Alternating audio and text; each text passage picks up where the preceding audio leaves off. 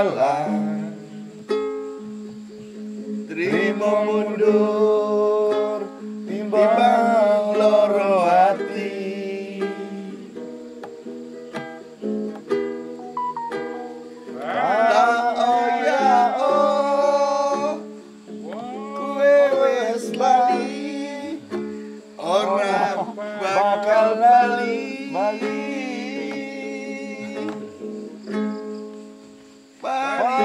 Paribasan awan,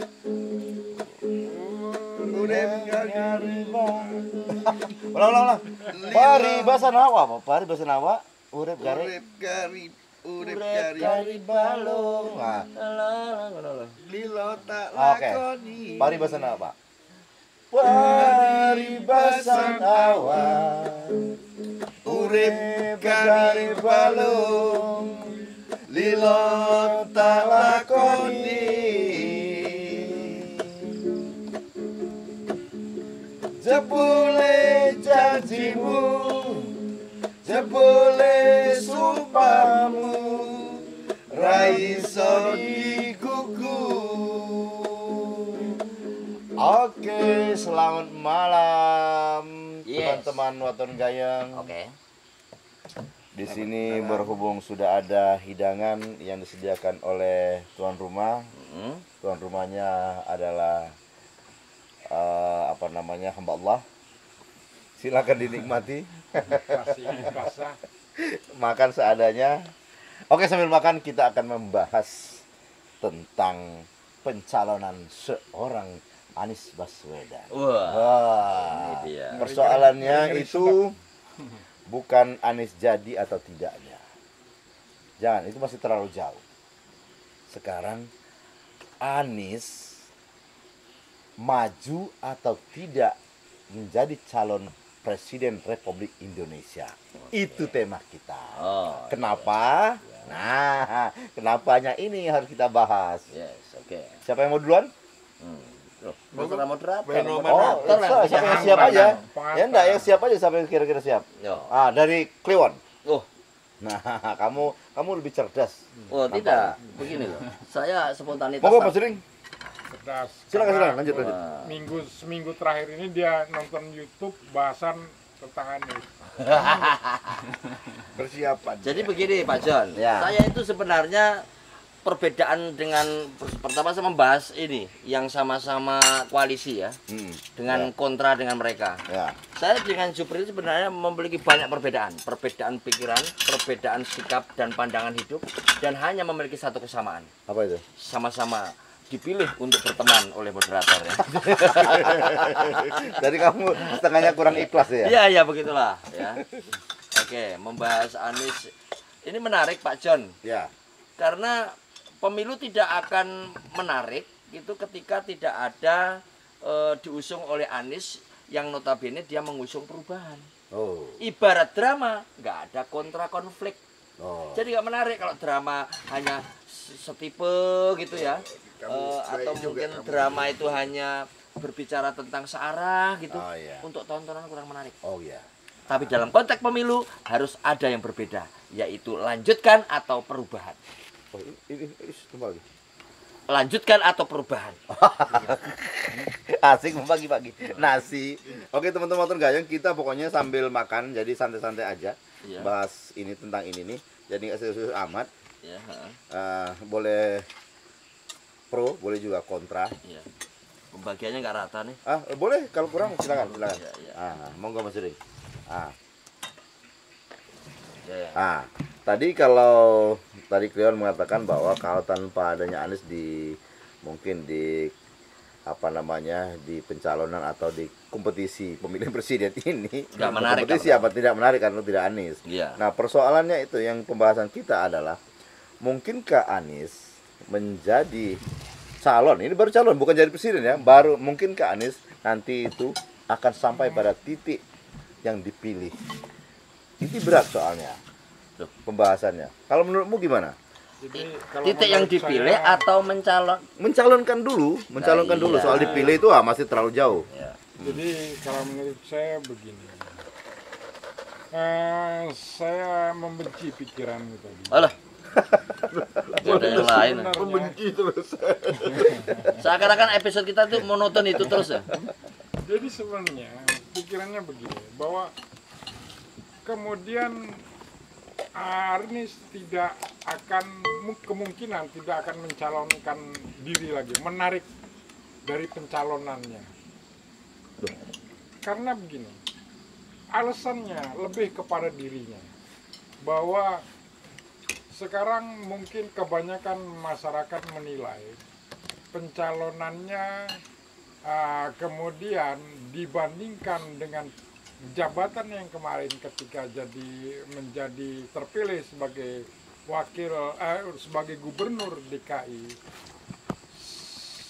syarat tidak banyak prestasi yang diperbuat bagi provinsi DKI Jakarta. Artinya dibandingkan dengan pendahulu-pendahulu.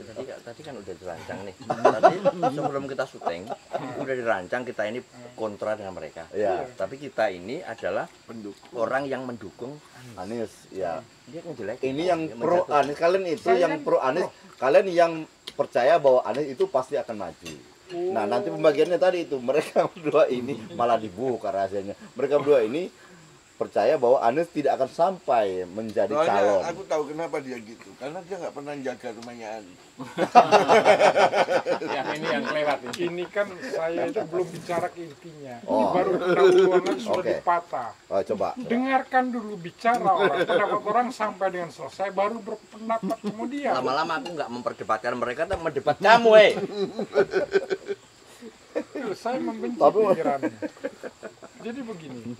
Kenapa hidup Selama pengalaman saya 4 tahun bekerja di rumah Anies Baswedan, menjaga pintu gerbang sebagai security keamanannya di sana. Beliau sebenarnya orang baik. Hanya mungkin prestasi-prestasi yang dilakukan oleh beliau tetap tidak mendukung. nanti dulu wis lah, gue masih ngomong. Iya, lanjut. Jangan emosional. Lah hilang dia. Tadi orang kurang gayeng nanti kalau emosional. Jadi apa itu tadi? Nah, kerja-kerja beliau dengan silent, artinya tidak banyak dimuat oleh media. Nah, inilah yang membuat kepercayaan para pemilihnya terdahulu gitu berkurang. Tapi kalau kita lihat sebenarnya kenyataan yang ada, banyak prestasi beliau. Jadi silent act, model beliau begitu, silent act. Nah, begitupun pada bakal calon presiden pada dirinya nanti di waktu-waktu dekat, kemudian baru dia akan menyusun strateginya ke atas dan dia akan tetap terus sampai jadi orang nomor 1 di Indonesia. Hidup Anies. Saya 4 tahun di rumah Bapak.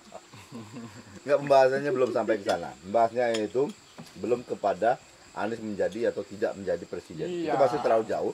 Itu langkah berikutnya. Ini yang langkah pertama itu, Anies itu apakah dia mencalonkan jadi presiden atau dicalonkan menjadi presiden atau tidak. Nah, tadi menurut diskusi Mas Juding dan Pak RT, katanya kayaknya Anies kemungkinan besar gagal. Jadi calon aja gagal. Kenapa itu? Jadi gini, tanpa merendahkan Pak Anies yang terhormat, Pak Anies sudah menjabat menjadi gubernur DKI. Banyak PR yang ditinggalkan buat dia. Masalah banjir, kemudian masalah perumahan yang katanya dengan bunga 0%, itu kan program-program jangka pendek, bukan program jangka panjang. Itu banyak dia gagalkan. Jadi kalau menurut saya begini, kalau seseorang gagal dalam PR, kalau kita sekolah dulu, kalau gagal dalam PR, nggak naik kelas dia. Bukan gagal mengerjakan PR, tahu-tahu jadi calon presiden, ini keliru ini. Harus selesai dulu itu. Kalau Pak Anies mau jadi presiden, selesaikan PR-PR di DKI. Enggak, tapi persoalannya begini. Dia selesai atau tidak selesai PR-nya, kalau ada yang mengusung, artinya kan dia tetap jadi toh sebagai calon presiden. Nah, ini yang kita kontrakan itu, mungkinkah Anies bukan mungkinkah, jadikah Anies menjadi calon presiden? Baru cari calon lah, artinya kemungkinan besar Anies bisa jadi tidak menjadi calon. Betul. Serta itu nah itu kenapa? Dengan adanya PR-PR dia yang tidak dikerjakan itu, maka partai yang mendukung siapa? Menarik diri katanya. Apanya? Partainya menarik diri itu tidak mencalonkan Anies sehingga Anies gagal. Mungkin ada partai yang mendukung, tapi ini kan kita belum tahu dukungannya sampai mana ini. Karena Anies tidak punya partai, itu masalahnya. Ya. Kalau sampai partai yang mendukung itu menarik dirinya, Anies tidak jadi calon, John. Oh ya. Dan saya lihat dan partai yang mendukung ini kecil, nilai itunya kecil. Suaranya kecil. Persentase suaranya kecil. Nah, menurut Pak RT, ambil makan ya, Teh. Kenapa dari pihak kalian merasa bahwa Anies itu nanti gagal sebagai calon atau tidak jadi maju sebagai calon presiden? Kenapa Pak RT? Alasannya kenapa? Menurut saya Anies kemungkinan tidak bisa mencalonkan atau dicalonkan karena mungkin tidak cukup kuotanya untuk bisa mendaftarkan menjadi calon presiden. Karena untuk menjadi calon presiden kuotanya kan harus kalau nggak salah 20% suara parlemen.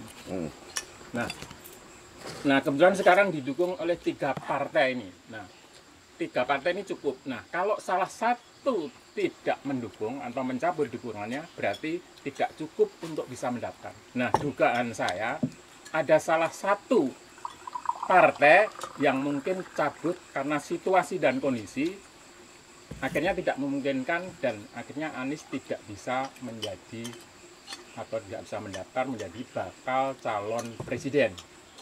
Nah dugaan kuat, nah ini kan Demokrat sekarang tergoda atau digoda dengan PDI. Ya. Nah ini bisa aja karena Demokrat AHY tidak dicalonkan menjadi calon wakil presiden. Nah akhirnya Demokrat cabut. Nah kalau Demokrat cabut berarti tamat sudah Anies. Dalam artian tidak cukup kuotanya untuk bisa mendaftar sebagai calon presiden. Nggak bisa. Menurut Terlalu cepat mengambil kesimpulan, terlalu dini. Dia hanya sebagai seorang pengamat untuk bisa menjelaskan itu. Saya itu menjaga pintu gerbang kantor. itu dialog dia. Yang jaga siapa ini? Yang jaga itu dialog jaga dia. kantor, jaga komplek. Artinya terlalu dini Anda mengatakan begitu dan itu membuat framing-framing yang merugikan bagi pihak kita. Karena apa? 3 partai itu sudah membuat kesepakatan, nota kesepakatan yang tidak bisa dilanggar. Ya, kesepakatan mereka akan berkoalisi. Yang kedua, mereka sama-sama mencalonkan Anies Baswedan sebagai calon presiden. Dan kesepakatan yang ketiga adalah nanti yang menentukan siapa wakilnya adalah Anies Baswedan sendiri yang mengambil keputusan. Siapapun itu 3 partai harus sepakat, harus mau tidak mau karena sudah ada di nota kesepakatan. Ya, namun oleh karena itulah maka saya optimis dan yakin Anies Baswedan itu akan melaju terus selama tidak salah memilih siapa wakilnya. Ya, yang dikhawatirkan begini sebenarnya, yang paling riskan itu ketika Demokrat merapat ke Anies, kemudian dia mengajukan AHY sebagai wakilnya, kemudian AHY tidak terpilih menjadi sebagai wakilnya Anies. Nah, ini politik dasarnya. Perjanjiannya sepertinya belum ada hitam di atas putih sebetulnya, cuma lobby-lobby politik. Bisa jadi ketika Demokrat cabut tamat sudah. Loh, kalau sudah kesepakatan maka tidak hanya kesepakatan saja yang harus dijadikan komitmen, tapi etika politik. Di dalam politik itu harus ada etika. bahwa Yosef tidak punya etika dalam berbicara diskusi, itu no problem karena dia independen. Ya. Nah, dalam politik itu kesepakatan, tidak hanya kesepakatan komitmen tapi etika. Jadi jangan mau dong Puan tiba-tiba mendekat lalu tiba-tiba AHY agak tergoda. Jangan. Nanti akan ditinggalkan oleh publiknya, pendukungnya. Gitu Saya loh. benci pemikiran Anda. Tapi gini, yang menjadi masalah, politikus-politikus kita sering menabrak etika atau tatanan-tatanan itu demi kepentingan partainya atau demi kepentingan dirinya. Itu yang menjadi masalah.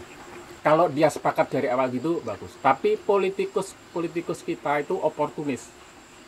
Jadi hanya mementingkan kepentingannya sendiri, sementara kalau kepentingannya tidak terpenuhi, biasanya cenderung bisa cabut. Nah, itu yang saya khawatirkan. Makanya saya memprediksikan itu baru faktor dari Nasdem, faktor dari Demokrat. Ntar belum Nasdem. Nah, Nasdem itu belum juga tentu setuju dengan AHY loh. Dia kan berkeinginan cawapresnya selain AHY. Nah, di sini aja udah pertarungan. Nah, ntar kalau Nasdem juga nggak setuju dengan AHY, dia cabut, bubar lagi. Jadi kemungkinan itu sangat besar. Bisa sangat terjadi, bisa sangat besar terjadi. Oke, polemik itu saya kira menjadi strategi untuk membangun pemberitaan supaya orang akan fokus membicarakan tentang bagaimana koalisi perubahan. Nanti last minute prediksi Kliwon mengatakan wakilnya adalah AHY. Pemirsa bisa disimak. Prediksinya adalah AHY pasti. Ya kita tunggu. Ya, nanti kalau teman-teman gaya pulang dari haji. pokoknya nanti ini prediksi Kliwon yang ini nih, kalau misalnya nggak terbukti tetap saya tayangin. Ya. Ternyata judulnya Kliwon sudah tidak sakti. Ya, oh ya, Kliwon tuh ketika memprediksi selalu tepat, akurat. Hanya luar sekali biasa. Kliwon itu gagal dalam memprediksi. Yang mana? Hanya satu kali Kliwon itu gagal dalam memprediksi. Apa tuh? Bayangan saya, Jupri adalah orang sukses ternyata. Jadi ntar kalau prediksinya sukses, syukurannya nasi sayur lodeh. Oke. Itulah ya pemirsa, kalau kita menyimpang sedikit lepas dari politik, bahwa kesuksesan menurut Kliwon itu cuma dalam hal materi. Dia tidak berpikir kesuksesannya itu banyak macamnya, dalam ibadah, dalam pemikiran, dalam perasaan. Ya. Materi, mentang-mentang dia punya mobil baru. Jupri. Tuhan juga maha adil. Kemewahan mobil baru yang dia beli itu kan bisa kelihatan siang, lah malam gelap itu mobilnya nggak kelihatan. Bukan oleh kuasa Tuhan. Jadi hati-hati. Oke, maafkan Jupri. Untuk kali ini saya memang mengaku salah. Tapi berikutnya saya akan tetap tidak setuju dengan sifat dan watak. Gimana nih? Masuk akal mana kira-kira? Jadi kalau menurut saya, Dek Kliwon sama Dek Jupri ini membahas sesuatu cuma dari luarnya aja. Kok bisa? Karena jaganya di luar, tidak di dalam. Beda. Jadi politik itu nggak bisa disamain sama penjaga pintu gerbang. Jadi harus masuk ke dalam. Karena justru Dek Jupri sama Dek Kliwon hanya di luar, hanya dengar-dengar sedikit. Harus menjiwai. Makanya tidak akurat. Pak Joni, kurang akurat. Maaf saya klarifikasi ya. Supaya apa? Kita harus kembali kepada rel diskusi. Jangan sampai publik menilai hanya Kliwon yang memiliki intelektualitas. Jangan sampai, aku nggak mau itu. Nanti Jumawa, wis duwe mobil, intelek gak enak. Jumawa sombong lah. Jadi teman-teman, kita sebetulnya bingung ya teman-teman ya.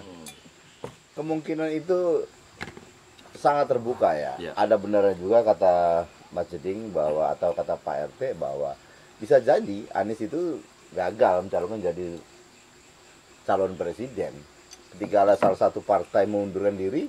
Karena dukungan dari partai. Ya, karena semuanya harus dukungan dari partai. Sementara Anies sendiri tidak punya partai. Ya kan? Artinya tidak kuat. Anies itu diusung oleh partai. Bukan partai dia sendiri. Nasdem. Nah, kemudian ada lagi selentingannya lain sebetulnya. Ini selentingan sih. Tapi ini opini. Bisa jadi sebetulnya Nasdem juga punya politik lain dengan mengusung Anies. Apa itu? Bisa jadi misalnya ini memang juga prediksi ya. Bisa jadi sebetulnya Nasdem lebih ke untuk menarik simpati pendukung Anies. Dalam rangka Untuk menaikkan suara partainya. Bisa jadi seperti itu. Namun juga prediksi. Soal Anies nanti bisa dicalonkan atau tidak dicalonkan, nah itu urusan belakang. Ini politik. Ya politik kan harus berpikirnya begitu toh. Tidak berpolitik itu berpikirnya 1 tambah 1 jadi 2. Bisa jadi 1 tambah 1 bisa jadi 3, jadi 4, jadi 5. Jadi ada apa di balik itu? Nah, namanya politik. Ingat nggak kalau kita misalnya sama teman, oh kamu kalau dicurangin, oh kamu udah dipolitikin sama dia. Nah, itu kan udah di Wani diuji nih, intelektualitas Mas Kliwon diuji atas bukan masalah diuji atau tidak diuji. Dia sudah melebihi porsi sebagai seorang moderator. Moderator itu tugasnya takon tok. Lah kok ngapa beropini? Cikur. Jadi moderator ini lain. Ini moderator yang bisa melihat kenyataan. Terus aku orang loh. Kamu kan melihat dari pintu gerbang doang, hanya menjaga pintu. Kamu satpamnya lagi. Ya. Gimana bisa tahu? kurang kuat itu. Kurang kuat itu alasan yang tidak mendasar. tapi ya menjaga pintu gerbang. tapi secara ketimuran, tapi biasa. secara ketimuran, secara politik ketimuran juga aku setuju juga dengan mereka. Artinya tidak mungkin sekali misalnya seperti Demokrat, seperti misalnya PKS mengingkari kesepakatan yang sudah terjadi. Itu kan secara etika orang timur enggak bagus.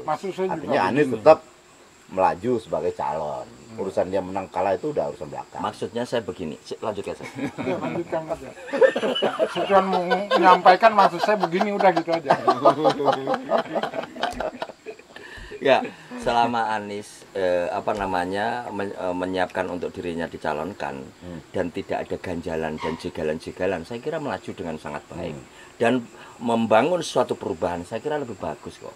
Ya, selama ini mungkin ada yang belum diperbaiki, dirubah menjadi lebih baik, kan apik toh perubahan itu. Emang itu yang terjadi di DKI? Kan gini loh. Perubahan itu harus ada grafik. Kalau ini kurang bagus, naik lagi menjadi lebih berkualitas. Mungkin dalam bidang ini rakyat kurang mendapatkan kesejahteraan, dinaikkan lagi di dalam tingkat pertanian. Dalam personality pribadi kita, misalnya awalnya dia ngekos harus punya rumah, setelah itu punya mobil. Saya setuju dengan pemikiran Anda. Saya senang hidup dengan pemikiran Anda. Terus lanjut. Perubahan boleh aja, tapi PR harus diselesaikan. Jangan sampai perubahan PR belum selesai ngomong perubahan. Maksudmu apa sih ke RPR itu? PR-nya belum selesai. Jakarta masih banjir. Jangan sampai tadinya ngontrak lalu tiba-tiba ngontrak, setelah itu ada perumahan lalu punya kos-kosan lalu blek gitu, jangan. Tapi lalu dia pameran naik lagi. Dan sekarang dia acting pura-pura tidak mampu. itu teman saya itu. Oh, jangan menyebut nama, inisial saja. Inisialnya siapa? Sundoro.